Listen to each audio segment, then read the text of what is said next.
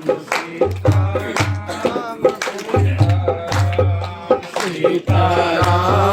सीताराम सीताराम सीताराम सीताराम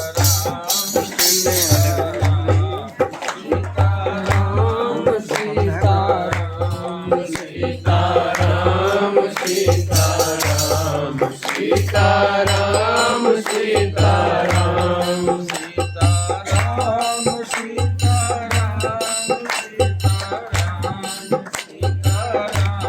सीताराम सीताराम सीताराम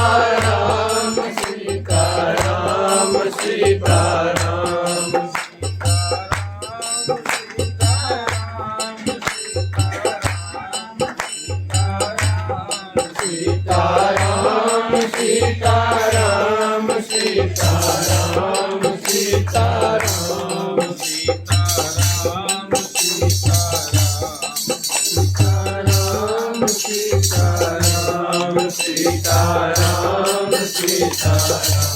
बाप बेटा ऐसे ही है। सीताराम सीताराम सीताराम सीताराम सीताराम सीताराम सीताराम सीताराम सीताराम भगवान की राज हनुमान जी महाराज की दयालु सदगुरुदेव भगवान की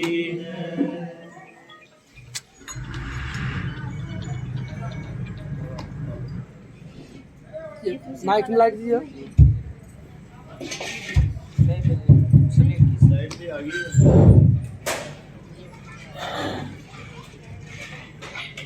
परम प्रेमी गुरुमुख सत्संगी धर्मानुरागी सज्जनों, देवियों, माताओं तथा बहनों, सदगुरुदेव भगवान के दरबार में हम सब उनके समक्ष पूज्य बहन जी के सानिध्य में बैठे हुए कब से भजन कीर्तन और सत्संग उपदेश सुन रहे हैं।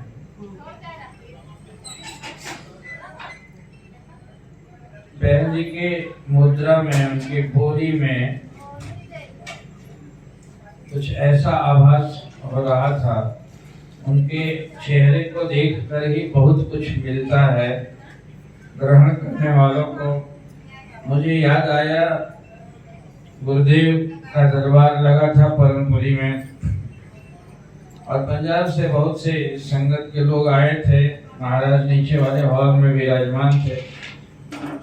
एक बूढ़ा महाराज जी को देखते देखते, सुंदर तो महाराज जी थे ही, और वहाँ खड़ा हुआ भजन गाने को, तो एकदम फटा सा पहना हुआ दुबला सा बेचारा था, चिड़िया जैसा।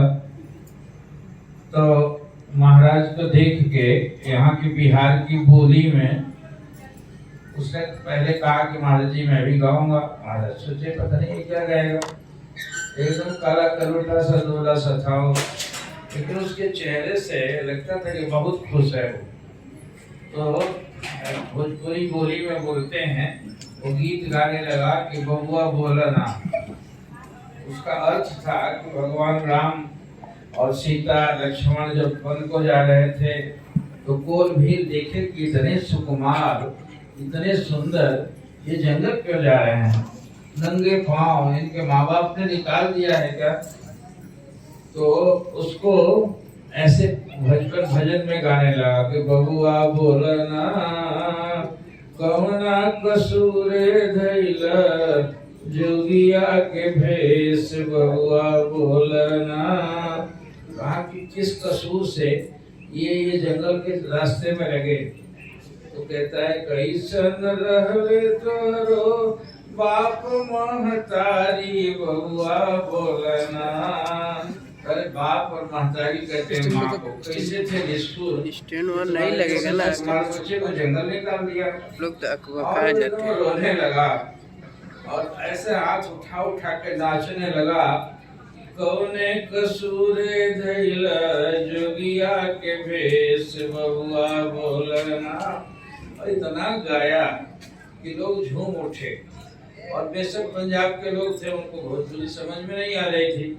महाराज जी भी आधा तो समझते थे, आधा नहीं समझते थे। तो एकदम शांत जब हुआ तो महाराज जी ने, उसके शरीर में कपड़ा नहीं था, और बेचारे को कपड़ा दिया, कहा कि बाबा तेरी बोली तुम्हें नहीं समझ सका, लेकिन तेरे चेहरे की भंगिमा से मैं खुश हो गया। तूने क्या बोला, भगवान राम के उस चित्रण को अंदाजा लगाया उन्होंने कि ऐसे ही लोग बोलते होंगे। जंगल के लोग देख देख के स्वाभाविक था, इतनी सुकुमारी जानकी जी और तमाम नंगे पांव जा रहे हैं जंगल जंगल में, तो लगा कि कोई माता पिता तो इतने कसूर के चलते अपने बच्चे को नहीं निकाल पाए होंगे, लेकिन राजा थे, पता नहीं कौन कसूर किया तुमने कि तुमको जंगल भेज दिया उन्होंने।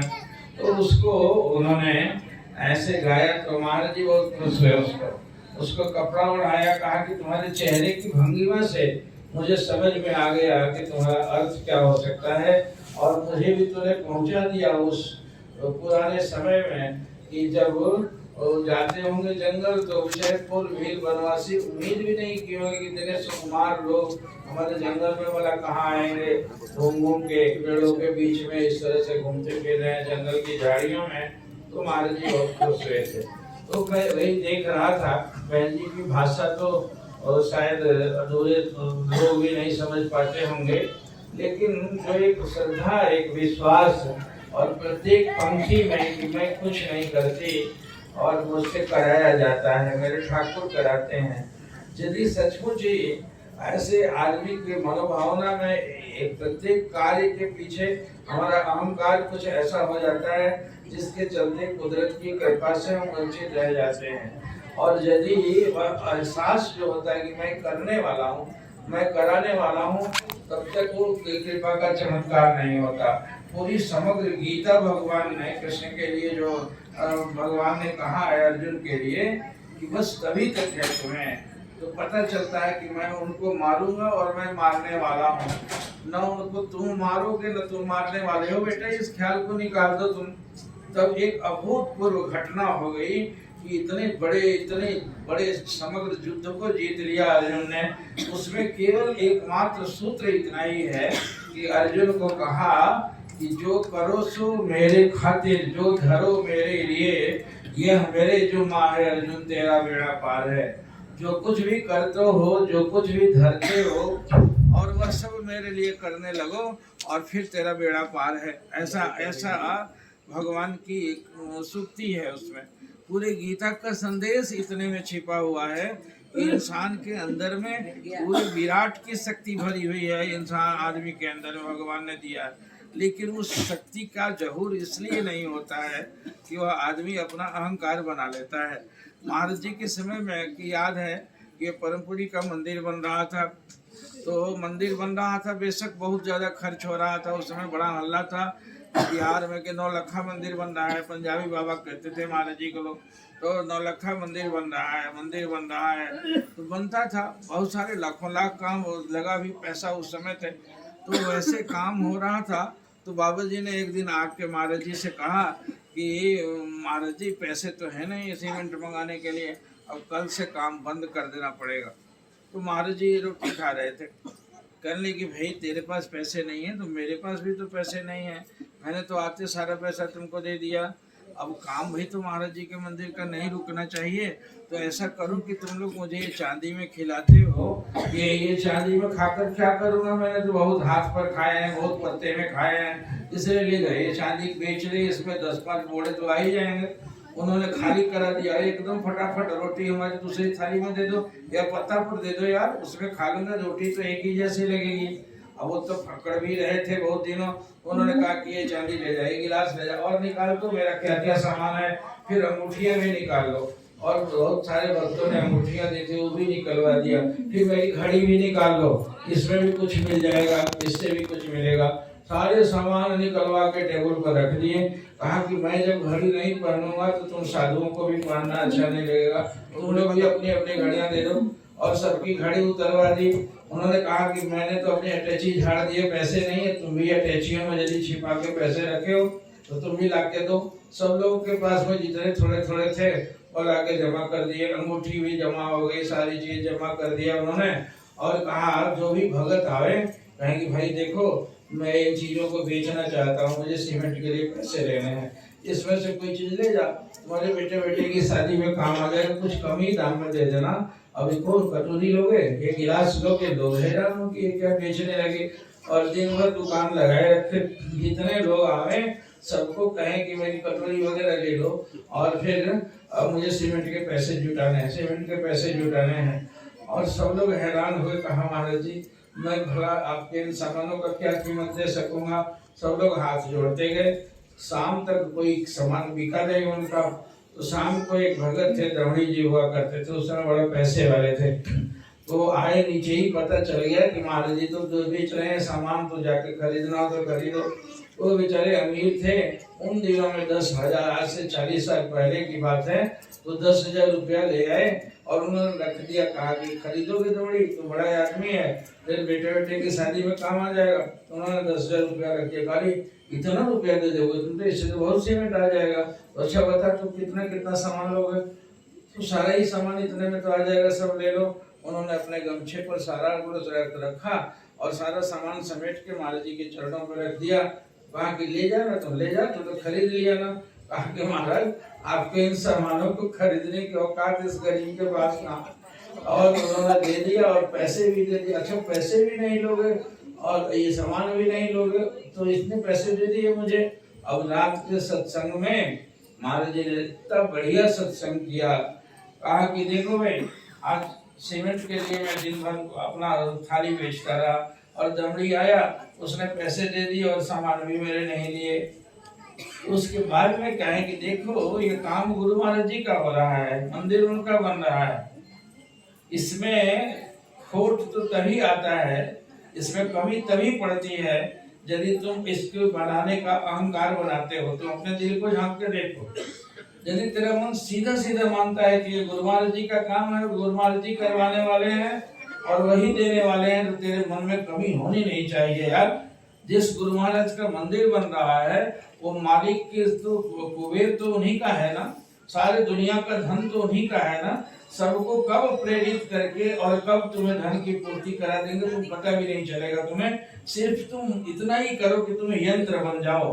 यंत्र जो है, अब गाड़ी तो खड़ी हुई है, अब उस यंत्र में जान नहीं है। जब उसके ऊपर वाहक बैठता है और उसको स्टीयरिंग पकड़ के और उसमें मोशन लाता है, देता है, तब वो गाड़ी ले जाए कहाँ कहाँ पहुंच जाती है। और यदि उसका ड्राइवर नहीं उसके ऊपर में वो बैठ जाए तो गाड़ी स्तब्ध हो जाएगी। इसी तरह से तुम जड़ बन जाओ और तुम यंत्री बना लो भगवान को, और मेरे ऊपर सवार है और मेरे से सब कुछ करा रहा है। जैसे ही आ जाएगा तो एक मिरेकल हो जाएगा। ऐसा बड़ा कार्य कर दोगे तुम सोच भी नहीं सकते हो। जितने बड़े लोगों ने बड़े बड़े कार्य किए उसके पीछे हेतु तो इतना ही है कि वे अहंकार शून्य होते हुए, नहीं तो इतना बड़ा काम नहीं हो सकता है। तो महाराज जी ने कहा कि देखो उस समय एक घटना सुनने में आई। श्री आनंदपुर में बहुत बड़ा आश्रम है, केंद्र है, गुरु भवेन जी भी बता रही थी। तो नंगली सरकार वहाँ गए हुए थे।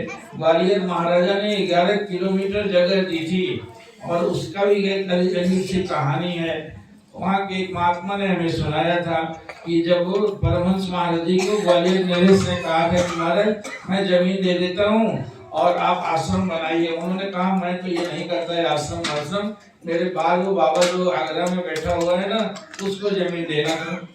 तो बाद में उनके शरीर के बाद पता लगा तो नंगली सरकार गए, उनकी सेवा में मेरे महाराज जी थे। वहाँ 103 साल के एक बूढ़े महात्मा थे, उनको उन्होंने बताया था कि तुम्हारे गुरुजी आए थे उनकी सेवा में। तो ग्वालियर महाराजा से बात हुई कितनी जमीन दोगे, उसने कहा आप जितनी ले लो।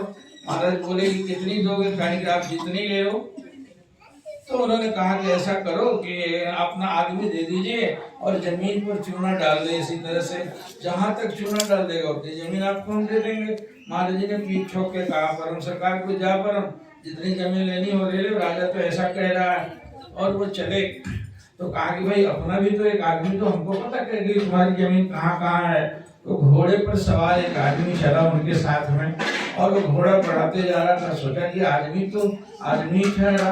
धीरे धीरे धीरे धीरे घोड़ा बढ़ते चला। गुरुमान जी पीछे पीछे चलते चले चूना डालते डालते और रहे तो घोड़ा महाराज जी कहेंगे घोड़ा बढ़ाओ ना, बढ़ाओ तो घोड़ा तेज करते जाए, वैसे ये भी दौड़ते जाए तो भी तेज करते जाए, और रहते रहते जब बहुत तेज घोड़ा हो जाए तो महाराज जी एक गायब हो जाए, वो दिखाई ही नहीं पड़े। वो सोचा कि जंगल में रह गए क्या बाबा कहीं, वो रुक जाता था, और जैसे ही रुके तो देखे कि उधर आगे खड़े में काटा, रुकता क्यों, चलता क्यों नहीं है, अभी पीछे तो थे नहीं, तुम आगे चले गए। फिर महाराज जी डालते डालते चलते गए, जब वो घोड़ा तेज करके महाराज जी गायब हो जाए, और जब रोक दे तो सामने खड़े हो जाए। इसी तरह से करते करते 11 किलोमीटर में है आश्रम, और उतने आश्रम की जमीन पर महाराज जी चूना डाल के आ गए। घोड़ा वाला हैरान हो कि आदमी है कि क्या है ये, मेरा घोड़ा थक गया, अभी थक ही नहीं रहा है। लौट के जब मुड़ के आया हो तो दंडवत किया, कहा अपने राजा से, कहा कि कितनी जमीन दे दी, कहा महाराज जी बाबा से पूछिए आदमी के शरीर में है कौन है। और महाराज जी बड़े सरकार भी मुस्कुरा रहे हो, तो उनकी शक्ति थी इनके पास, और दोनों मुस्कुरा रहे हैं। आप पूछिए कितना, कहा महाराज मत पूछिए, कितने किलोमीटर जगह इसने उस पर चूना डाल दिए हैं। तो वो कहता था कि मैं महाराज घोड़ा चला चला के थक गया मैं, और जब तेज हो जाता था तो ये गायब भी हो जाता था। इसको तो अदृश्य होने की शक्ति है, जैसे रहते रहते गायब हो जाता है, और इतना कुछ ले लिया उन्होंने। तो ये गुरु महाराज जी ने सुनाया था। हम उसी समय की बात थी आनंदपुर की, कि वहां पर विजयानंद जी महाराज जी के वो सेवक थे, तो वो सेवा में थे, और खर्च बहुत होता था, वहाँ संगत तो थी नहीं, लोग सुन सुन के उनकी मशहूरी को आने लगे, तो लंगर का पैसा घट गया। तो उन्होंने आके कोठारी से कहा कि महाराज जी पैसे तो लंगर के लिए है नहीं, और संगत ज्यादा आ रही है। तो कहा कि अच्छा, तो बड़ी चिंता की बात है भाई, कैसे चलेगा काम, कल ना जरूरत पड़ेगी तो जाओ तुम। 12-11 बजे महाराज जी को सुला के लोग गए, और 4 बजे भोर में उन्होंने कहा विजयानंद को बुला रहा, तो ये आके उन्होंने दंडवत किया, और ऐसे ही उठाया तकिया को, और सिरहाना देखा कि इतने इतने नोटों की गड्डियां पड़ी थी। आगे ले गए तो कहता था कि पैसे खत्म हो गए हैं, अब कैसे काम चलेगा। तो उन्होंने उसको दे दिया। वो हैरान हो गए देख के, और पूछते हैं कि महाराज जी रात में सोते समय तो पैसा नहीं था, अब ये सुबह कोई भगत आया क्या। महाराज ने कहा कि जाके सरिया रख के आओ तो बताऊंगा। वो चले गए रखने के लिए, आके फिर दंडवत करने को, तो उन्होंने आगे ही नहीं दी उठने के लिए। आधा घंटा पसीने पसीने हो गए, तो महात्माओं ने कहा महाराज जी आगे तो कीजिए। उन्होंने डांटते हुए कहा कि बेईमान साधु को कहो, इसने मुझे आज तक क्या समझा। ये पूछता है कि आदमी तो भगत तो आया नहीं है, पैसा कहाँ से आ गया, तो इसने आज तक मुझे यही समझा। अरे मेरे घर का रोटी तो परमात्मा चलाता है, जिसने दूध बना के मुझे धर्म प्रचार के लिए यहाँ भेजा है। ये भगत तो हमें चढ़ाते हैं, 5 चढ़ाते हैं तो 50 उनके खजाने में डाल देता हूँ, ये क्या चढ़ाएंगे।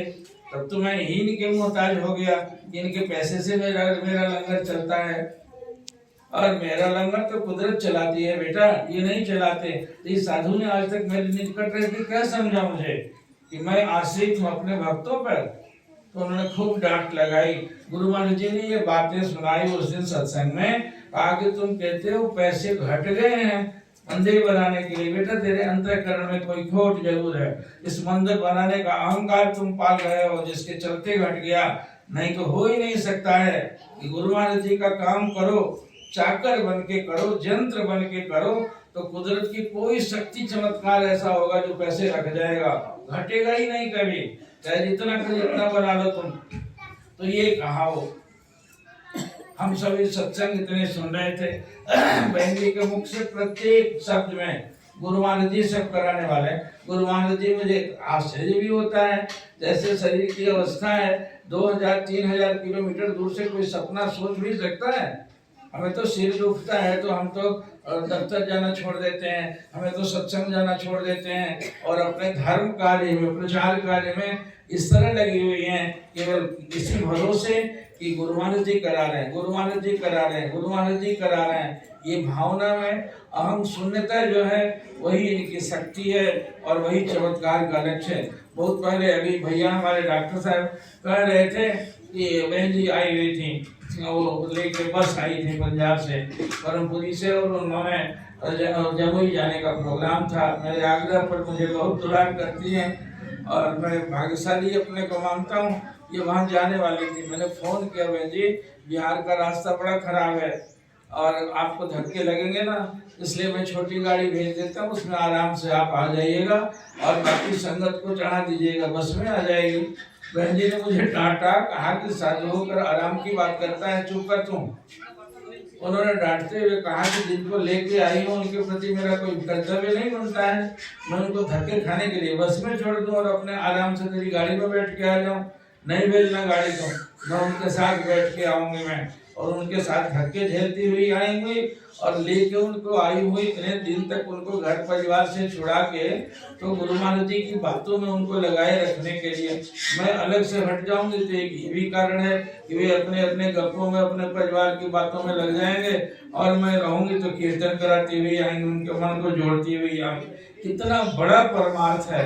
कोई दिखाने के लिए यज्ञ करते हैं, 18 दिन यज्ञ हो गया, मार इतने इतने हवन और इतने इतने चीज हो गया। कोई बड़े बड़े धर्म के कार्यकलाप करते हैं, कोई कहते हैं मैं तो 4000 गाय पालता हूँ, कोई कहते हैं मैं ये चलाता हूँ, कोई कहते हैं ये चलाता हूँ। दिखाई तो नहीं पड़ता कि बहन जी क्या करती हैं। इनके पग पग में एक एक डेग चलने में एक यज्ञ हो रहा है कि नहीं हो रहा है। इतने रूहों को समेट के लिए चलना और अपने गुरुदेव की तरफ लगाए रखना, ये बहुत बड़ी बात है। हमें गौरव बोध होना चाहिए। केवल इतना ही बात है कि हम किसी परिस्थिति से आहत होके टूटे नहीं, हर एकदम कतरा कतरा प्राण का बचा रहेगा, तब तक भी मैं वही रखूंगा। मुझे याद आता है कि बहुत पहले 92 में एक बार मैं यहाँ से भाग के गया था, तो कुरुक्षेत्र में ठहरा था। कुरुक्षेत्र में कथा हो रही थी और उसमें रमेश भाई ओझा की, उस कथा में मैं रहा तो 7 दिन तक वहीं आश्रम से रह के मैं सुबह शाम जाता था। उस कथा में एक इंदौर के महात्मा थे बूढ़े, और ऐसे राधा भाव की सिद्धि थी उनको। पतले पतले से जाड़े के दिनों में वो कथा व्यास के सामने हाथ उठा उठा के एकदम फुरक फुरक के जय राधे जय राधे जय राधे कहते रहते थे। कभी आंसू चुरा, उनको रोका नहीं जाता था, केवल जय राधे करते जाते थे। शाम को ठहरे हुए थे जयराम आश्रम में, वे जाते थे, रास्ते में सारे माता बहने आदमी उनके पांव छूते थे, और पांव भी छूते थे तो उनके पीठ पर थपथपा के राधे राधे बोल, राधे राधे राधे राधे बोल रहे, राधे राधे बोल, ऐसे सबका पीठ थपथपाते और कूदते हुए चलते थे जैसे चिड़िया फुदकती है। तो मैंने सोचा कि बड़ा देख के अजीब सा लगता था। भीतर में हृदय में बनावट के नाचने में एक अलग बात है, बनावट के गाने में एक अलग बात है।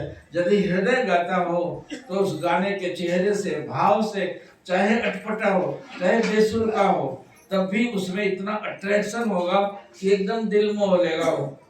तो इस तरह से उनके फुदकने से मैं जो बड़ा प्रभावित था।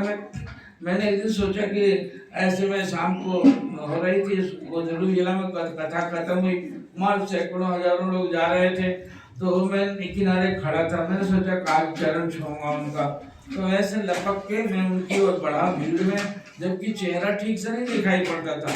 उनके चरण छूने के लिए मैंने हाथ बढ़ाए तो एकदम ठिठक गए और मेरी ओर ताक के पीछे हट के कहते हैं मत छू मेरा पाँव, तेरा दर्जा ऊंचा है, तू परमहंसों का बेटा है, तू परमहंस का बेटा है।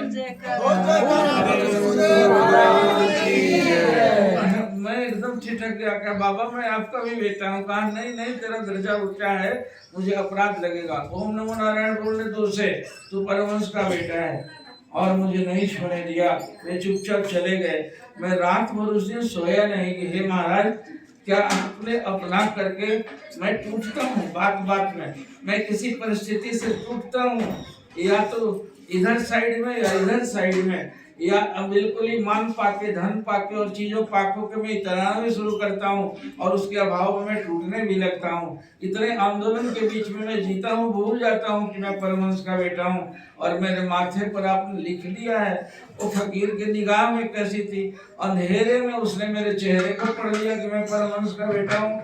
मैं रात भर सोया नहीं, दूसरे दिन सोचा कि जाके जरूर प्रणाम करूंगा उनको, और गया तो वे तब तक जा चुके थे, इंदौर से आए थे, मध्य प्रदेश से। तो आज भी मुझे याद आता है कि हम गौरव बोध भूल जाते हैं कि मैं किनका बेटा हूँ। गीत गा लेता हूँ, मैं इतनी इतनी बातें कह लेता हूँ, लेकिन यदि सचमुच उन पर भरोसा है तो आग के मुंह से उस होलिका के लिए जो जलाने के लिए दिया था, जो जिस प्रहलाद शिशु को पहाड़ पर से गिरने से जिसने बचाया था, वो परमात्मा सो गया है क्या आज भी? तो मुझे भी बचाने वाला मेरे सिर पर खड़ा है। मेरे ऊपर भरोसे की कमी है। उस भरोसे को, इन संतों को देख के हमें भी अपने आप को रिपेयर करना चाहिए कि मैं टूटने और झुकने वाली जो स्थिति है उसको संभाल लें। केवल गौरव से भरा होगा तो कुदरत किसी न किसी रूप में हमें मदद करेगी और हमें निश्चित रूप से हमारे गंतव्य तक पहुंचाएगी। इन महापुरुषों को, संतों को बीच बीच में मिलने से इतना ही होता है कि बस इनका भरोसा देके इतने शरीर के अशक्य अवस्था में भी निरंतर एक एक शब्द गुरु महाराज जी करते हैं, गुरु महाराज जी करते हैं, गुरु महाराज जी करते हैं। ये वही दशा है जो अर्जुन की दशा थी, जो कृष्ण ने बताया। तुम मारने वाले यदि अपने को कहोगे कि मैं दादा को मारूंगा, मैं गुरु को मारूंगा और मैं मारने वाला होऊंगा, तब तक तुम्हें पाप लगेगा। मुझसे यंत्र बनवा के ठाकुर मेरे सिर पर करवा रहे हैं, मेरा यंत्र बन जा और उसके बाद से मैं सब कुछ करने वाला हूँ। तुम नहीं करोगे अर्जुन तो ये भी समझ लो एक मक्खी में भी शक्ति पैदा करके इनका संहार कर दूंगा। ये तमाम कौरवों के लोग जो हैं, ये दूषित कर्मों के चलते इनका पुण्य खत्म हो चुका है। मैं मारने ही आया हूँ महाकाल बन के।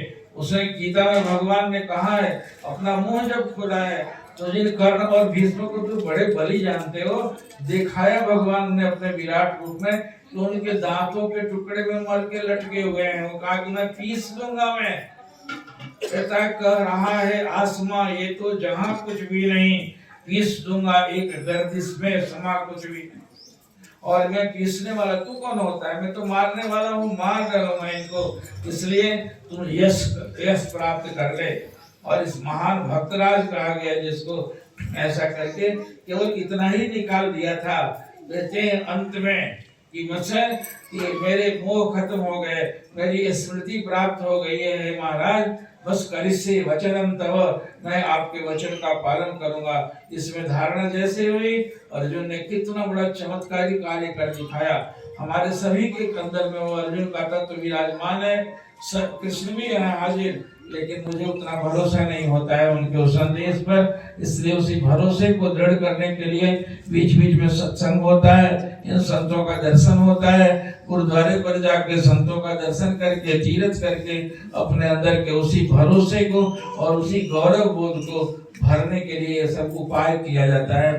तो दिनों दिन हम अपने को जितना सहज और सरल बनाएंगे उतना ही भीतर भीतर से हमारे अंदर में। देखो चुंबक पढ़ाया जाता था स्कूल में फिजिक्स में कि चुंबक के साथ में यदि लोहा को सटाओ तो क्या हो जाएगा, वो उस पे आ जाएगा। लेकिन जितनी देर तक उसके संपर्क में रहेगा तो लोहा भी चुंबक बन जाएगा। लेकिन उसके हटते ही धीरे धीरे तक उसका चुंबक की शक्ति कम हो जाएगी। लेकिन वो चुंबक परमानेंट चुंबक तभी बनता है यदि लोहा नरम होगा। तो इसी तरह से हम इन महापुरुषों के पास में अभी होते हैं तो अभी तो चुंबकत्व आ गए, सब देवता बने हुए हैं। इनके दूर से हटते ही, कारण कि हम कुटिल हैं, जटिल हैं हम, इसी के चलते उस चुंबकत्व का स्थायी प्रभाव नहीं पड़ता। उसको पढ़ने के लिए मांझना होता है और सेवा हमारे दरबार में उसी मांझने की क्रिया है कि मांझते मांझते मांझते वो हृदय को इतना सरल और सहज बना देंगे तो संपर्क का क्षण सज्जन संगति का, सज्जनों के संग का क्षण मात्र भी जो है भवती भवार्णव तरने नौका, भव अर्णव से तरने के लिए नौका बन जाता है। तो ये नौका सुलभ है। अपने को सहज बना के इस दर्शन का, इस सत्संग का, इस उपदेश का हृदय से मनन करें, चिंतन करें और निधिध्यासन में उतर के अपना जीवन संवारे। बहन जी से आप सभी की तरफ से और हाथ जोड़ के प्रार्थना करते हैं इसी प्रकार अपनी कृपा बनाए रखें, अपना दर्शन और सत्संग सुलभ करके हमारे मनोबल को आगे बढ़ने के लिए, मांझने के लिए ये अवसर प्रदान करते रहे। ये ऐसी इनके ऊपर कृपा है। और भगवान गुरुदेव हमारे इस श्रद्धा भक्ति और सेवा के प्रतीक को अधिक दिनों तक बहन जी को हमारे बीच में रखें। ये उनके चरणों में बार बार बंदगी है, प्रार्थना है, निवेदन है। हरि ओम तत्सत। गुरुदेव दयालु सद्गुरुदेव भगवान की जय। एक छोटा सा भजन बोलो।